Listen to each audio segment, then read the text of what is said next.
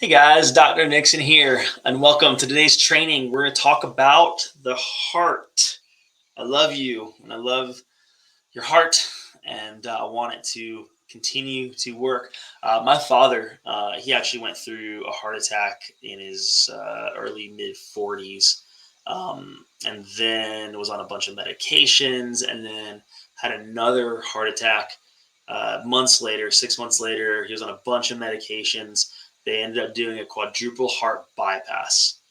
So the reason I got into chiropractic and health was because of my father. After a second heart attack, that's the one that woke him up. And he thought to himself, okay, if I want to be around for my family, for my friends, for my kids, I have to do something different. So he did. He stopped smoking. He changed the way he ate. He followed more of a paleo diet at the time. He started getting more nutrients into his body. He lost over 100 pounds, taking care of his nervous system, taking care of his body, decreasing stress, all the things that he needed to do. And in a year, my father was able to reverse type 2 diabetes, heart disease, and high cholesterol. And again, just to reiterate, those are all, for the most part, they're lifestyle induced diseases, right? So if you can lifestyle your way into something, you can also lifestyle your way out of it.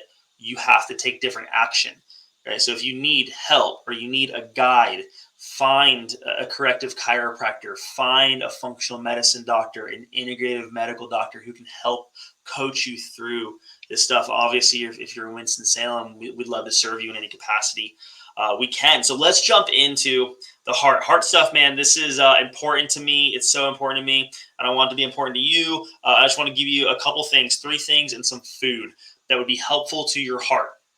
Number one is beets. Why are beets good? Because they increase nitric oxide. What is nitric oxide? It's a vasodilator. It helps get oxygen through your blood vessels. Nitric oxide, beets, right? So you can eat beets, pickled beets. You can get this stuff in supplement form, in powder form, etc.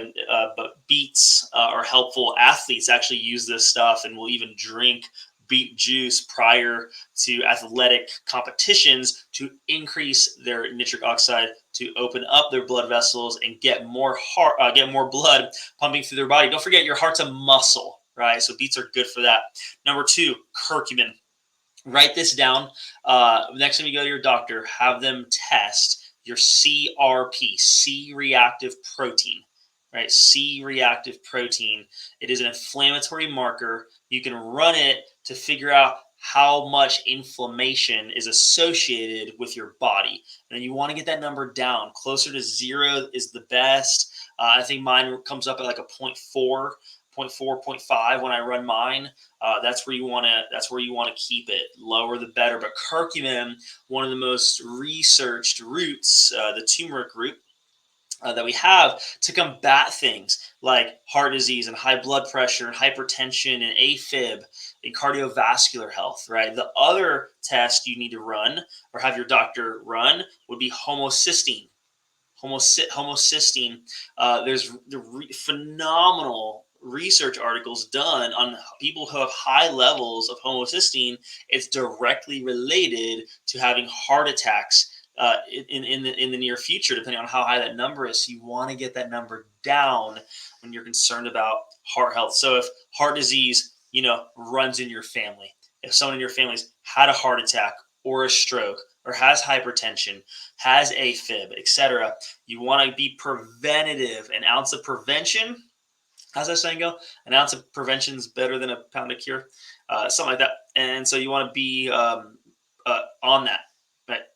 Be preventative. Number three here, B vitamins. B as in boy. Oftentimes we talk about B as in boy is really good for your brain, which it is, but it's really good for your nervous system. So how is that connected to your heart? Your heart is a muscle. It is controlled by your nervous system, as is everything else. But your heart's an electrical system, right? So when someone's heart fails and they flatline, what do? We shock them back to life. We shock them. AEDs. Okay, so your heart's an electrical system. So B vitamins help with the neuroconduction of that. Have your doctor run your B12. Would be something that would be really easy to do. And you want to make sure that number is nice and high. Here are the foods. Number one, salmon. Wild caught salmon. You got to make sure you're doing wild caught, you guys, not farm raised. Here's why. Do you guys know why? Because fish don't grow on farms. Fish grow in the ocean.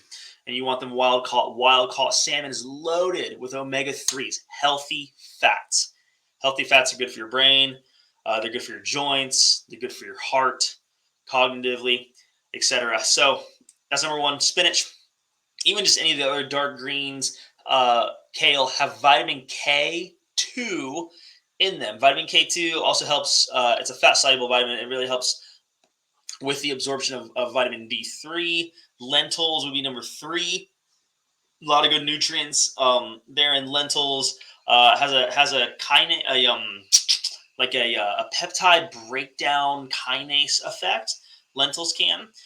Number four there is oranges. Really, I would say any citrus food, because you're going to get some vitamin C from them when you're doing lemons, limes, grapefruit, oranges. But vitamin C foods are also really good for the cardiovascular system. And here is why. Is because it helps to activate the vessels. Right, so your arteries, your veins, the tubes, made up of a collagen type of peptide. Vitamin C can help keep them nice and soft. Right, hard arteries, hardening of the arteries is called arterial sclerosis.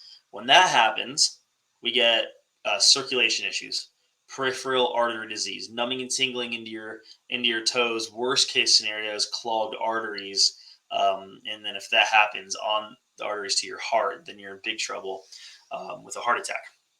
Right, so getting vitamin C foods in, and last but not least, liver.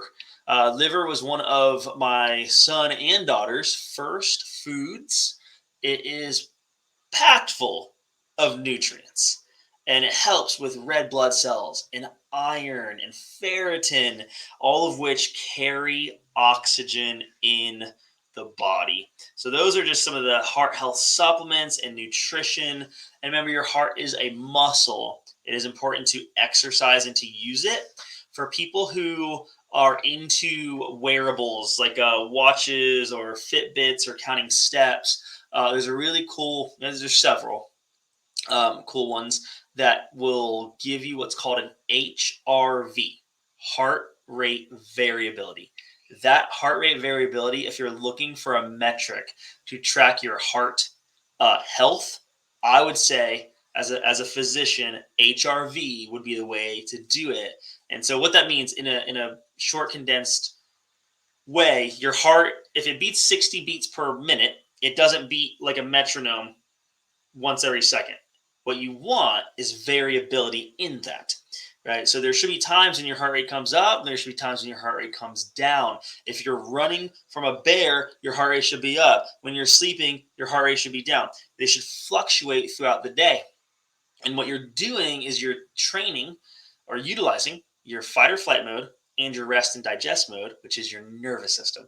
You're using your vagus nerve and you're training it.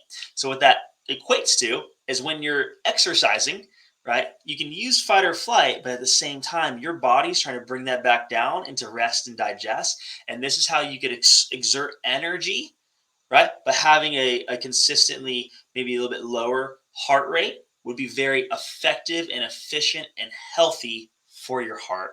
So anyways, HRV, there's a couple companies out there. Oura Ring is what Dr. J and Dr. T use. Whoop is what I use. It's really popular in the CrossFit world. I think Garmin has one. There's probably several others as well. So if you're into tracking metrics and wearables, and you're looking for a way to know what your heart health might look like, check those out. Look at something that tracks your HRV. So, hey, again, guys, going back at it, heart health is so important. Get those blood tests that we talked about ran. Think about your heart as a muscle that is meant to be used. Hey, love you guys. This was Dr. Nixon with Twin City Health. I'll see y'all next time.